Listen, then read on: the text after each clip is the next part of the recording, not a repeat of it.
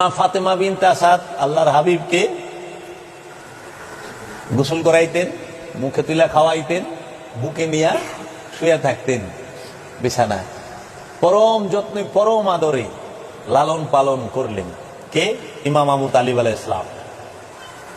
যখন বিপদ দেখছে যে রাহমাতাল লিল আলামিনের উপরে শত্রুদের কুদৃষ্টি, তখন নিজের সন্তান রাহমাতাল লিল আলামিনের বিছানায় শোয়া রাহমাতাল লিল আলামিনরে তাদের কাছে রেখে দিছে। যে নিজের সন্তানকে মৃত্যুর মুখে দিয়া দিছে আর রাহমাতাল লিল আলামিনকে বুকে জড়ায়া ধরছে। আর এই ইয়াজিদের, এই মারওয়ানের, এই আবু সুফিয়ান গঙের পা চাটা গোলামেরা তারা সেই মাওলা আলীর বাবা সম্পর্কে বাজে মন্তব্য করে।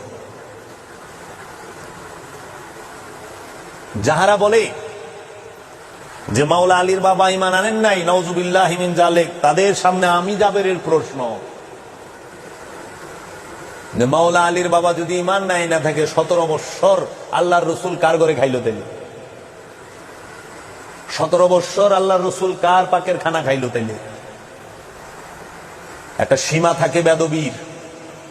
এই বেদবের এগুলা এই জন্য লেবাসে পাক্কা, কিন্তু ঈমান নাই। এগুলা মুর্দা, দিল মুর্দা, বেঈমান, বেদব।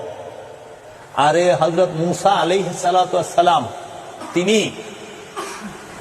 70 জন নারীর স্তনে মুখ দেয় নাই, গায়ের স্তনে মুখ দেয় নাই, যে পর্যন্ত না মা আসিয়ার কুলে গেছে। শিশু নবী, শিশু মূসা, তো সে চিনল না যে কে ইমানদার কে বেঈমান? সে চিনছে না।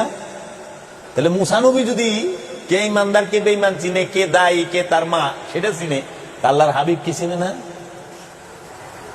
যিনি রাহমাতাল লিল আলামিন, যিনি মূসার নবী।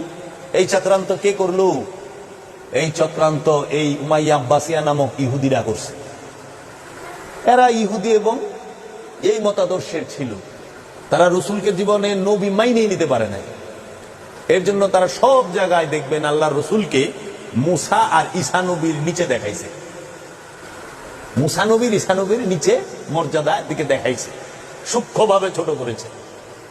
ঈসা নবী 3 দিন বয়সে কুলের থেকে কথা কইছে, কুরআন তার দলিল, সূরা মরিয়মের 30 নম্বর আয়াত। তাহলে ঈসা নবী 3 দিনের দিন কথা কইল। ঈসা নবী কি হারাম খাইল? না, নবীরা হারাম খায় না।